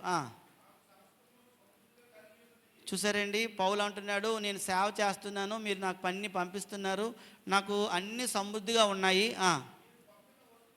మీరు పంపిన వస్తువులు ఎఫ్రొదీతు వలన పుచ్చుకున్నాను, ఏమీ నాకు తక్కువ లేకుండా ఉన్నాను. అవి ఎవరికి మనోహరమైన సువాసన? దేవునికి మీరు చేస్తున్న ఆ పని ఎంతో ఇష్టమైన పని, మనోహరమైన సువాసన. అంటే ఫిలిప్పీలు ఏం చేస్తున్నారంటే, వాళ్ళు ప్రతిసారి కూడా దేవుని సేవకి సహాయం చేస్తూనే ఉన్నారు. వారు సువార్త సేవకి ధనాన్ని ఖర్చు పెడుతూ ఉన్నారు, వారు వస్తువులు ఇస్తూ ఉన్నారు. అలా ఇవ్వటం ఎవరికి ఇష్టం అంటున్నాడు? దేవుడికి ఇష్టమేటది, ప్రీతికరమైన సువాసన, మనోహరమైన సువాసన. ఆ తర్వాత దేవునికి ప్రీతికరమును ఇష్టమునైన యాగమునై ఉన్నవి. ఏది యాగం అంటే, ఎవరైతే ఒకవేళ ఏమండి మరి మీరు చెప్తున్నారు, నాకు జీతం ఎక్కువ వస్తుంది, నేను ఎక్కువ శాలరీ పొందుకుంటున్నాను, అయితే నేను ఏం చేయాలైతే, నేను శరీరానికి ఎక్కువ ఖర్చు పెట్టుకోను, మరి ఏం చేయమంటారైతే? ఏం చేయాలంటే, దేవుని సేవ కోసం నువ్వు ఎంతైనా ఇవ్వు, అది నీకు మంచిది. నీ కోసం ఖర్చు పెట్టేసుకోవద్దు. నీ కుటుంబపు విషయాలు మాత్రమే నీకు అవసరమైన నువ్వు తలంచుకొని వాటి కోసం అన్నీ లగ్జరీగా బ్రతికేవద్దు. అలా బ్రతకడం, అలా బ్రతికితే నష్టపోయిన వాడు ఒక ఆయన ఉన్నాడు భూమి మీద. ఇప్పుడు కొత్త నిబంధనలో ఉన్నాం కాబట్టి మనకు క్లియర్గా చెప్పేస్తున్నాడు ఏం చేయాలో. నువ్వు ఏదైనా చెయ్యి, బోళ్ళు మంది ఈ భూమి మీద దేవుని సేవ ఎంతో ఉంది చేయడానికి. నువ్వు సేవకి సహకరించు, సేవకు సహాయపడు. నువ్వు ఎక్కడైనా ఉన్నా, నువ్వు విజయనగరంలో ఉన్నావని కాదు, నువ్వు ఢిల్లీ వెళ్ళిపోయినా, నువ్వు ముంబై వెళ్ళిపోయినా, నువ్వు కలకత్తా వెళ్ళిపోయినా, ప్రపంచంలో ఇంకో దేశం వెళ్ళిపోయినా, నువ్వు అక్కడి నుంచైనా పోనీ అక్కడ సంఘం ఉంటే అక్కడ సహాయం చేసి నువ్వు బలపరచు అక్కడ. అంతేగాని దూరంగా ఉన్నాను కాబట్టి మంచి 5 స్టార్ హోటల్లో భోజనాలు చేసేస్తాను, లేకపోతే అలా తినేస్తాను, ఇలా తినేస్తాను, ఇక్కడ ఖర్చు పెట్టేస్తాను, ఇది చేసుకుంటాను, అది మంచి బట్టలు కొనేసుకుంటాను, 10,000 రూపాయలు వాచి కొనేసుకుంటున్నాను, 20,000 రూపాయలు చెప్పులు కొనేసుకుంటాను, అవి చేసేస్తాను, ఇవి చేసేస్తాను అని డబ్బులు వృధాగా ఖర్చు పెట్టవద్దు. ఈ డబ్బులు నీకు దేవుడిచ్చినవి, నువ్వు గృహ నిర్వాహకుడివి. నీకు డబ్బు ఇచ్చి ఎలా వాడుతున్నావో చూస్తున్నాడు దేవుడు. రేపొద్దున నువ్వు మేనేజర్గా ఉన్నావు, రేపొద్దున అసలైన వస్తాడు, నీకు 1,00,000 రూపాయలు ఇచ్చాను కదా, ఎలా ఖర్చు పెట్టావు లెక్కలు చెప్పని అడుగుతాడు ఒక రోజున. అప్పుడు ఏం చెప్తావు? అందులో ఎంత ఇచ్చావు నాకు అని అడిగితే ఏం చెప్తావు? అంతా నాకేనండి, మరి మా పిల్లలు పెద్ద పెద్ద స్కూల్లో వేయించి బాగా వాళ్ళకి ఎక్కువ వాళ్ళు డెవలప్ చేయాలని మేము చేసామండి, మరి నాకేం చేస్తావు, నా సేవకి ఏమి ఇచ్చావు, నా పనికి ఏమి ఇచ్చావు అని అడిగితే అప్పుడు ఏం చెప్తాం మనం? అలాగండి, ఎప్పుడు కూడా ఆ ప్రీతికరమైన, దేవునికి ఇష్టమైన, మనోహరమైన సేవ యాగం అది అని చెప్తున్నాడు. కావున ఈనాడు మనకు చెప్పబడింది. ఒకవేళ సొలొమోనుకి అన్ని విషయాలు తెలియకపోవచ్చు. సొలొమోనుకు దేవుడే ప్రత్యక్షమై, ఏంటి సొలొమోను ఎంతలాగా అయిపోయావు, నువ్వు ఎంత డబ్బులు ఖర్చు పెడుతున్నావు నీ శరీరం కోసం, ఈరోజు మనతో అంటున్నాడు, ఒకవేళ మనలో ఎవరమైనా కానీ ఏ స్థితిలో ఉన్నా కూడా ఆ స్థితిలో తృప్తిగా బ్రతకడం నేర్చుకోవాలి. ఫిలిప్పీ పట్టణంలో ఉన్నవారు పౌలు చెప్తున్నాడు, ఆ పట్టణంలో ఉన్న సంఘానికి చెప్తూ ఉన్నాడు. ఏమంటున్నారంటే, మీరు పంపిన వస్తువులు నాకు సమృద్ధిగా ఉన్నాయి, పర్వాలేదు, మీరు ఎంతో సేవకు సహకరిస్తున్నారు. ఆ తర్వాత ఒక మాట అన్నాడు 19లో, కాగా దేవుడు తన ఐశ్వర్యము చొప్పున క్రీస్తు యేసునందు మహిమలో మీ ప్రతి అవసరాలు తీరుస్తాడని అన్నాడండి. అది నీ ప్రతి అవసరాన్ని తీర్చేవాడు దేవుడు. భయపడొద్దు, నువ్వు భయపడొద్దు. కావున కలిగిన వాటిని నమ్మి ధర్మం చేసి పరలోకంలో డబ్బు సంపాదించుకున్న మొదటి శతాబ్ద క్రైస్తవులను చూడొచ్చు మనం.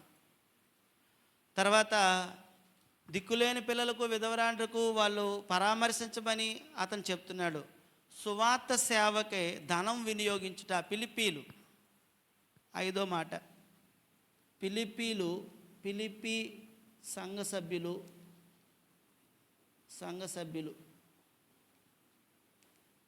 సువార్త సేవకై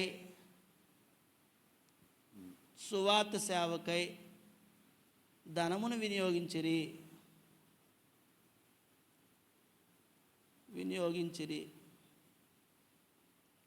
వినియోగించటం అనేది మనకి తెలిసింది, మనకు నేర్పిస్తున్నాడు దేవుడు. అలాగా ఈ విషయాలను మనసులో పెట్టుకోవాలని కోరుతూ, మనం ఈరోజు నేర్చుకున్న 2 సంగతులు. ఒకటి, శరీర సౌకర్యాలను ఎక్కువగా ప్రేమించి ఒకవేళ ఆ ధనం ద్వారా వాటిని తీర్చుకునే ఒక ఆయన గురించి చరిత్రలో చదివాము. కొత్త నిబంధనలోని లేదు ధనవంతుడిగా కాకుండా బీదవాడిగా ఉండటమే నేను ధన్యతని భావిస్తున్నాను. ఇదిగో ధనాపేక్ష ఉన్నవారికి తృప్తి ఉండదు, తృప్తిగా బ్రతుకుతున్న వారికి ధనాపేక్ష ఉండదని చదువుకున్నాం. అప్పుడు నాకు అటు ధనం ఉంది, ధనాన్ని నేను ఏం చేయాలంటే ఇతరులకు మేలు చేస్తూ ఉండాలి, వారి ధనములు ఇతరులకు పాలిచ్చేవారుగా ఉండాలి, ఔదారి కార్యాలు చేసేవారుగా ఉండాలి, దిక్కులేని వారికి విధవరాంటి పరామర్శించాలి, కలిగిన వాటిని అమ్మి ధర్మం చేసి పరలోకంలో ధనం సంపాదించుకోవాలి. ఫిలిప్పీ సంఘ సభ్యులైతే సువార్త సేవకి ధనం వినియోగించినట్లుగా అపోస్తలుడైన పౌలు తెలియజేస్తూ, మీరు చేస్తున్న యాగము అది చాలా గొప్పది, దేవునికి ఇష్టమైందని తెలియపరిచాడు. అలాగున మనమందరం కూడా దేవుని సన్నిధిలో కీర్తనాకారుడు 23వ కీర్తన మనందరికీ బాగా వచ్చు. నా గిన్నె నిండి పొర్లుచున్నది అన్నాడు. అంటే నువ్వు అవసరము నాకు ఎంతని తెలుసు కూడా అంతకన్నా ఎక్కువ ఇచ్చేస్తున్నావు నువ్వు అని అతను సంతోషపడుతున్నాడు. అలాగా నాయనా, నువ్వు నాకు అవసరమైన వాటికన్నా ఎక్కువ ఇస్తున్నావని తృప్తిగా మనం బ్రతుకుదాము. దేవుడు ఎన్నడూ విడువడు, మనల్ని ఎడబాసేవాడు కాదు. అలా ఎడబాయిని దేవుణ్ణి మనం కలిగి ఉండి ఎప్పుడు కూడా దేవుని సన్నిధిలోనే తృప్తిగా బ్రతకడం మనం నేర్చుకుందాము. ఎప్పుడు విచారం కానీ చింత కానీ లేకుండా ధైర్యంగా మనం ఉండాలని నన్ను నేను హెచ్చరించుకుంటూ మిమ్మల్ని హెచ్చరిస్తూ ఇంతవరకు శ్రద్ధగా విన్న మీ అందరికీ కూడా ప్రభుపేట వందనాలు తెలియజేస్తూ ముగిస్తున్నాను.